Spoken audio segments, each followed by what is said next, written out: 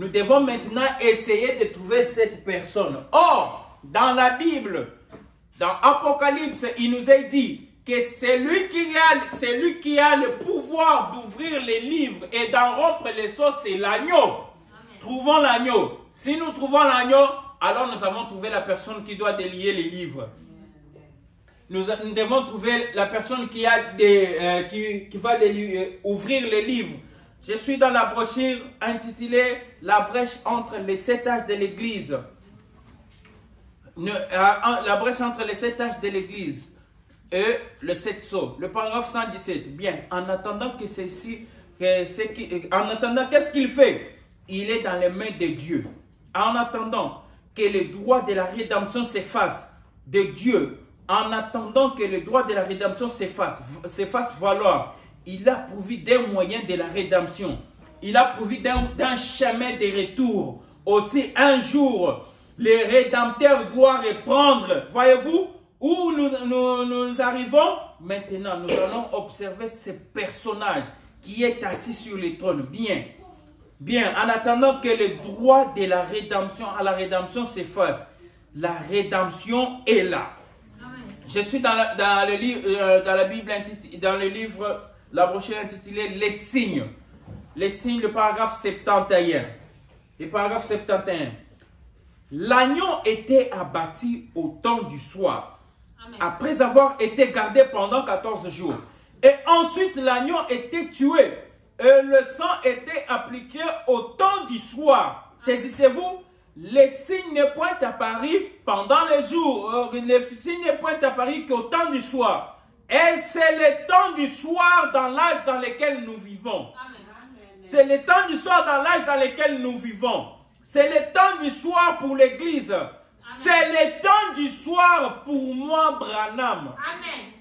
C'est le temps du soir pour moi. C'est le temps du soir de mon message. Amen. Je suis en train de mourir. Je m'en vais. Je me retire au temps du soir de l'évangile. L'agneau est bien gardé. Et il doit être tué au temps du soir. L'agneau, donc, l'agneau révélateur des sceaux, c'est qui? C'est Branham. Frère Junior, ce que vous avez lu confirme que Branham est l'agneau, mais ne confirme pas que c'est lui qui doit ouvrir les sceaux. Le premier sceau, le paragraphe, le premier sceau, non, je prends le 7e sceau. Je suis au paragraphe 244. Toute la main du ciel a gardé silence pendant cette demi-heure, alors que ce mystère du 7e sceau, du livre de la rédemption, du livre de la rédemption a été ouvert. Pensez-y, mais voilà qu'il est ouvert. C'est l'agneau qui l'a ouvert. Amen. Et nous connaissons déjà l'agneau, hein? C'est l'agneau qui l'a ouvert. Vous savez quoi? Devant cela, ils ont été saisis d'une crainte respectueuse. C'est ce que je crois. Ils ne savaient pas. Voilà ce qu'il en est. Ils se sont simplement arrêtés. 245. Pourquoi? Qu'est-ce que c'est? Aucun homme, aucun de nous ne sait. Mais je vais vous le dire. Je vais vous dire selon ma révélation de cela. Selon ta révélation. Nous voulons la révélation du livre. Et dans la Bible, il nous est écrit que la seule personne qui a la révélation de ça, c'est l'agneau. Et comment Branham vient se pointer pour dire qu'il va nous donner la révélation de cela? Comprenons qui est l'agneau et comment est-ce qu'il révèle les sceaux. Alors, frères et sœurs, aujourd'hui nous comprenons que non, l'agneau révélateur des sceaux, c'est Branham. Amen. Maintenant, Branham, en tant que l'agneau révélateur des sceaux, quand il révèle les sceaux, nous devons alors adorer le Père en esprit et en vérité, comme il nous dit dans Jean. Nous devons l'adorer en esprit et en vérité. Mais maintenant, confirmons-nous que réellement, la divinité de là n'est pas la divinité d'ici. Le seul lieu d'adoration auquel Dieu a pourvu. 264.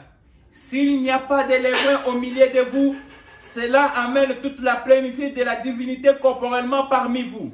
Cela ne pouvait pas se faire dans l'âge de Luther.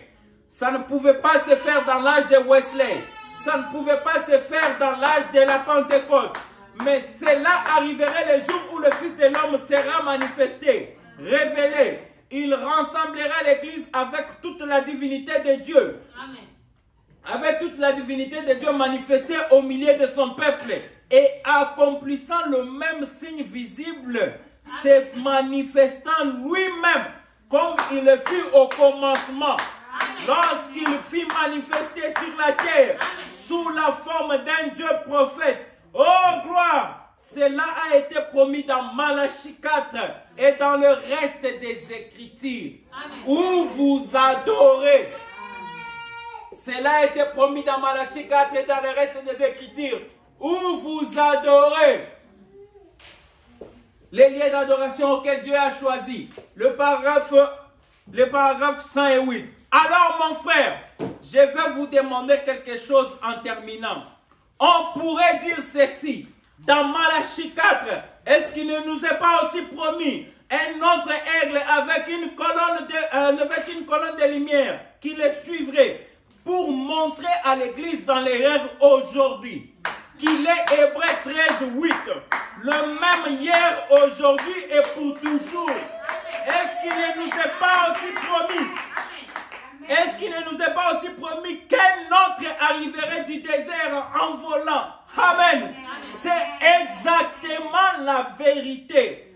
Comme ça s'accorde, comme ça correspond avec Luc 17:30, où le Fils de l'homme, l'aigle, se révélera pour anéantir tous les autres lieux d'adoration.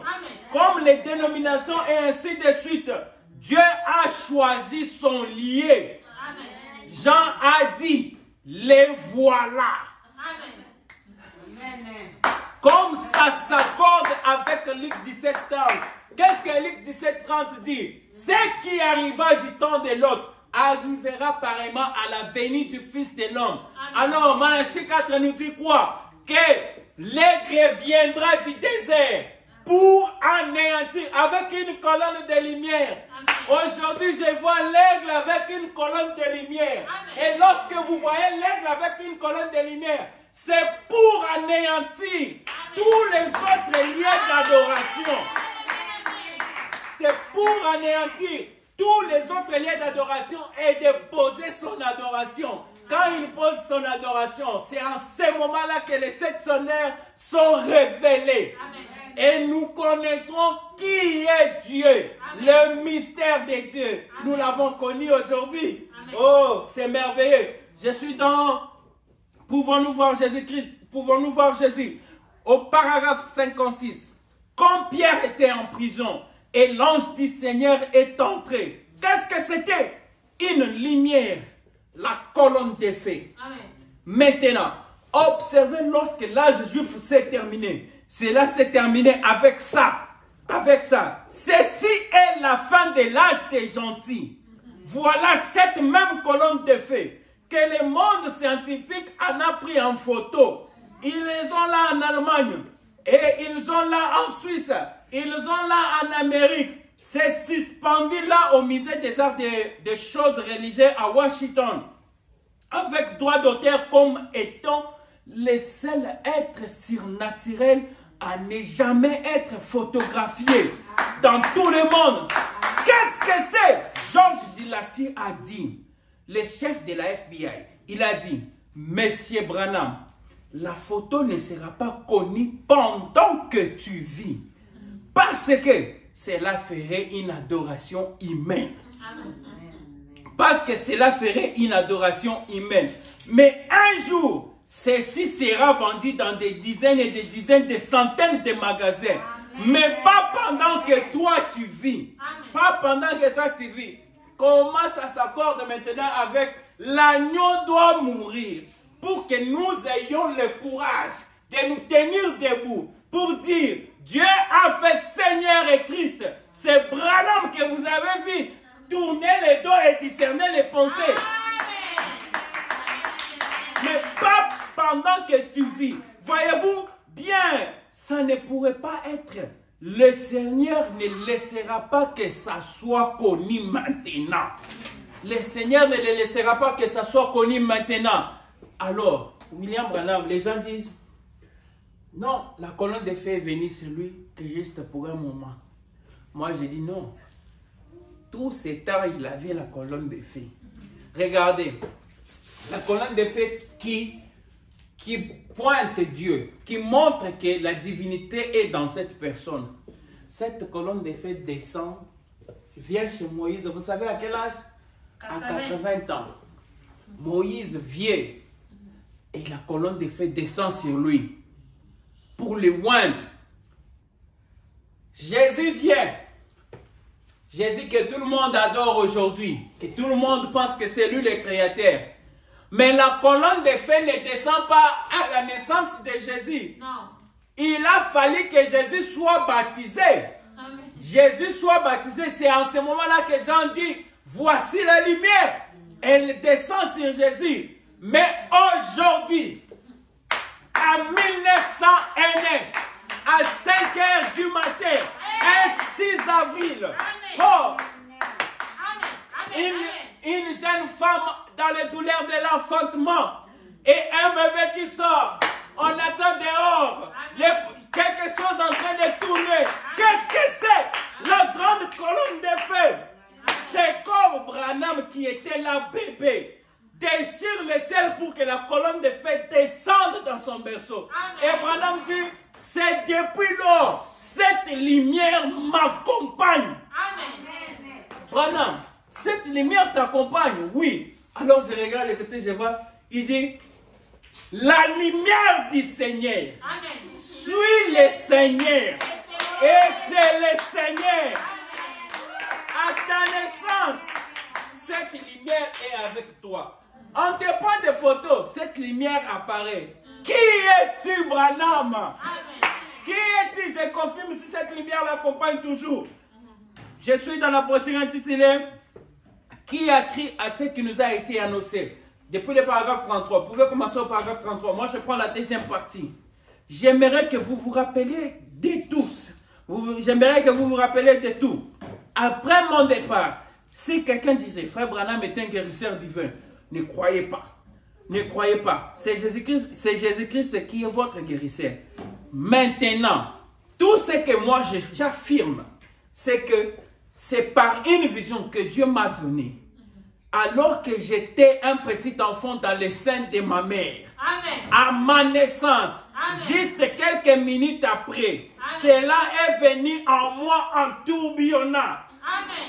Cela est venu en moi en tourbillonnant. Là où j'étais. Cela m'accompagne depuis lors. Depuis ce temps-là. Jusqu'à aujourd'hui. Ça m'accompagne. La lumière du Seigneur suit le Seigneur. Et c'est le Seigneur lui-même. Oh, donc, quand je vois Branham avec la colonne de feu, et je vois maintenant Malachie 4 qui dit, cet aigle viendra du désert. Aujourd'hui, tout le monde croit que Branham est l'aigle, l'Élie. Et il nous est promis dans Malachie 4 que l'Élie qui doit venir, l'aigle qui doit venir, il vient avec une colonne de lumière. Amen. Et quand il vient, c'est pour anéantir tous les autres lieux d'adoration. Tout là où vous étiez en train de prier. Oh, j'ai prié qui? Il anéantit tous les autres lieux d'adoration. Car il a la colonne de feu sur sa tête. C'est pour cela que vous avez vu, on le prend la photo, la colonne de feu apparaît sur sa tête. Pour montrer dans l'église, pour montrer l'église dans l'erreur aujourd'hui, qu'il est Hébreux 13:8. Pour montrer aux gens aujourd'hui qu'il est la plénitude de la divinité corporellement Dieu. Amen. Comme c'est merveilleux de parler de la parole de William Branham. Dieu dévoilé, je pense que je pourrais finir ici. Dieu dévoilé maintenant. Le paragraphe 362. Cette colonne de feu visible qui a été prouvée par la science. Il y a bien des années, quand j'étais un petit garçon, elle m'a parlé, elle m'a dit, j'allais vivre ici même. Et ce qui allait se produire, je vous en ai parlé. Et puis, elle, un jour, à la rivière, avant le début de ses ministères, lors du premier réveil, il est apparu dans les cieux. Il s'est identifié et a donné la commission. Pendant toutes ces années, j'ai tenu cela caché dans mon cœur. Amen. Voilà Christ, la même colonne des faits qui interprète la parole telle que promis. Amen. Pendant tous ces temps, j'ai tenu ça dans mon cœur, caché. J'ai caché ça dans mon cœur. Branham, tu veux que tu caches la colonne des faits en toi. Amen. C'est le message que j'allais vous donner aujourd'hui pour vous montrer aujourd'hui que vous n'êtes pas dans l'erreur, mais vous avez reconnu les lieux d'adoration que Dieu a choisi pour aujourd'hui. Et ces lieux d'adoration, ce n'est que William, Marion, Branham. Alors pour aujourd'hui, que le Seigneur William, Marion, Branham vous bénisse tous richement. Nous allons nous tenir debout pour entrer dans la prière, lui dire merci pour les lieux d'adoration qu'il nous a montrés aujourd'hui. Et le Seigneur Branham vous bénisse richement.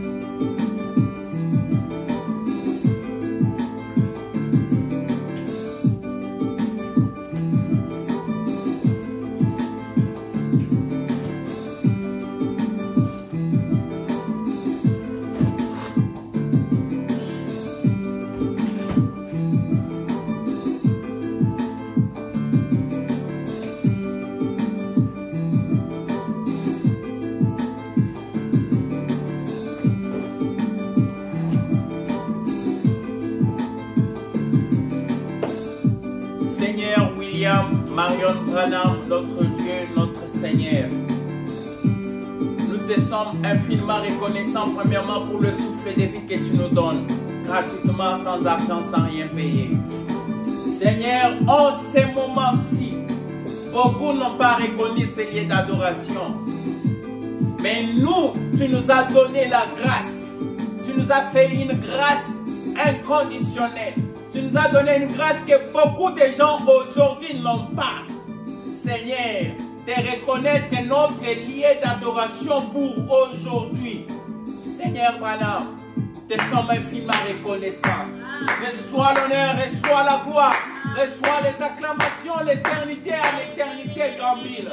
Car nul n'est comme toi, Seigneur Dieu Tout-Puissant. Te disons merci. Maintenant, dans ta parole, il nous a été dit que ceux qui reconnaîtront ces prophètes en son propre nom, ceux qui l'écouteront, seront bénis. Seigneur Branham, nous t'avons reconnu.